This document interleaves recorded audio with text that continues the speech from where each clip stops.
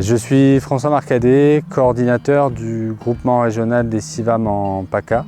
L'association GR CIVAM PACA est partenaire du projet pour le développement des pratiques agroécologiques, financé par le programme LEADER, et ce projet est porté conjointement par les parcs naturels régionaux de Camargue et d'Alpille. Le GR CIVAM PACA a choisi de faire un essai avec Sébastien Héluin. Je m'appelle Sébastien Héluin.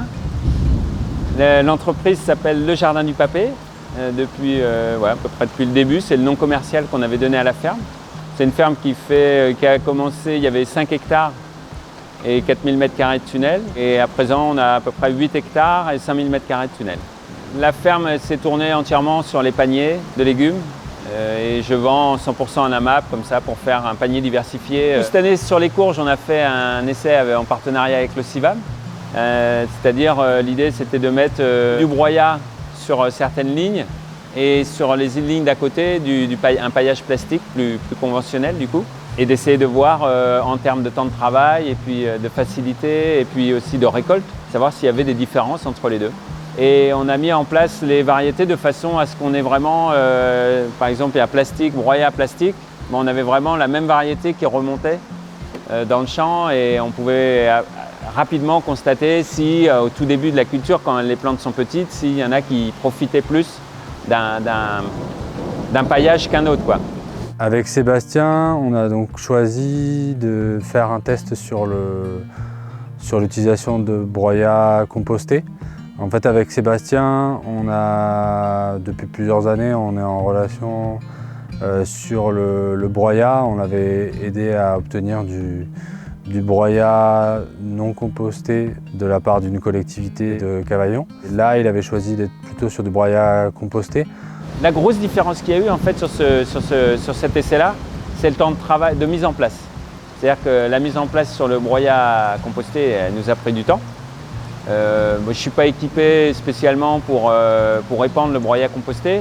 À côté de ça, le plastique a été très rapide à mettre en place. Par contre, la grosse problématique du plastique, c'est l'utilisation du plastique, ça c'est sûr. Et puis ensuite, il faut enlever ce plastique et puis après aller jeter ce plastique. Et après, qu'est-ce qui se passe du plastique une fois qu'on l'a jeté à la déchetterie? Donc au final, moi, à regarder la culture, je trouve que le broyat de bois, il s'est très bien comporté en comparaison du plastique.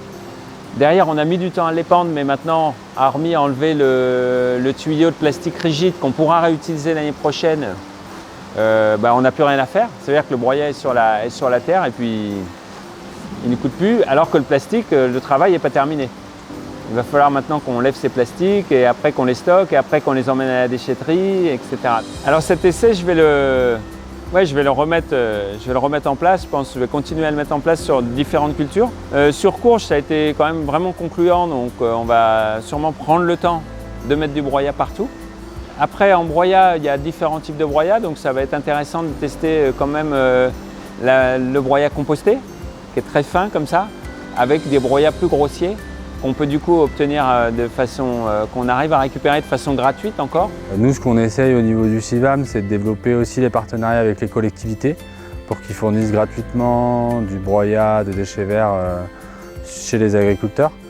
Et en parallèle de faciliter cet approvisionnement chez les agriculteurs, on accompagne techniquement les agriculteurs à l'utiliser.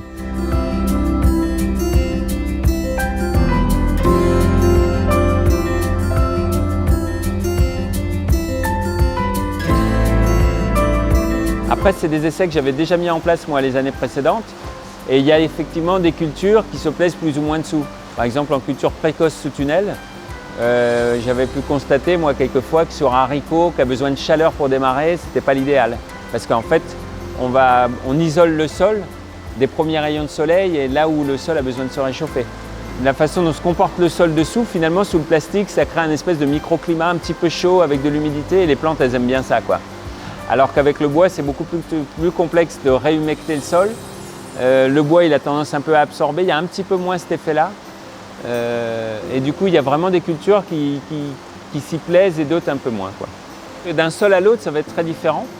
Donc le gros conseil, c'est d'essayer quand même, parce que moi j'ai des terres très humides, donc plutôt froides. Donc du coup, ce retard que j'ai en culture, il peut se trouver chez moi, mais pas du tout être le même sur d'autres sols, quoi. Et après, il y a des sols qui sont très drainants, donc qui ont du mal à conserver de l'humidité. Donc peut-être que l'atmosphère sous les plastiques n'est pas si simple que moi sous les miens.